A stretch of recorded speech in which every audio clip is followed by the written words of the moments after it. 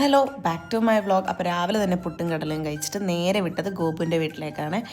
നമുക്ക് എല്ലാവർക്കും ഒരു ഫ്രണ്ട് കാണും, ലൈക്ക് നമുക്ക് എന്തും പറയാം, നമ്മളെ വിട്ടിട്ട് പോയില്ലെന്ന് ഉറപ്പുള്ള. അപ്പം അങ്ങനെ ഒരു ഫ്രണ്ടാണ് എനിക്ക് ഗോപു. ഓൾമോസ്റ്റ് 20 years ആയി കാണും. ഞാൻ അവിടെ എത്തിയപ്പോൾ തന്നെ വൈകുന്നേരമായി. അപ്പോഴാണ് ദേ ഗോപുവിൻ്റെ പൂച്ചകൾ അവിടെ സ്നേഹിക്കുന്നത് കണ്ടത്. അപ്പോഴാണ് എനിക്കൊരു കാര്യം മനസ്സിലായത്, എന്ത് സ്നേഹമാണ് മൃഗങ്ങൾക്ക് മനുഷ്യരെക്കാളും.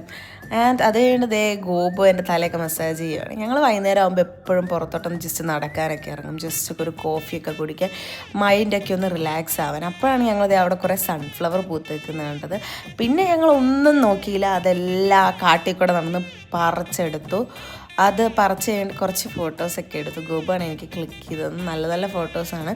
ഞാനതൊക്കെ ഇൻസ്റ്റഗ്രാമിൽ അപ്ലോഡ് ചെയ്യാം. ആൻഡ് ഞങ്ങളുടെ ഫേവറേറ്റ് ചെന്ന ബട്ടൂരാണ് ഞങ്ങൾ കഴിച്ചത്. ഒരു കോഫിയും കൂടെ കുടിച്ച് കുറേ വർത്താനമൊക്കെ പറഞ്ഞു.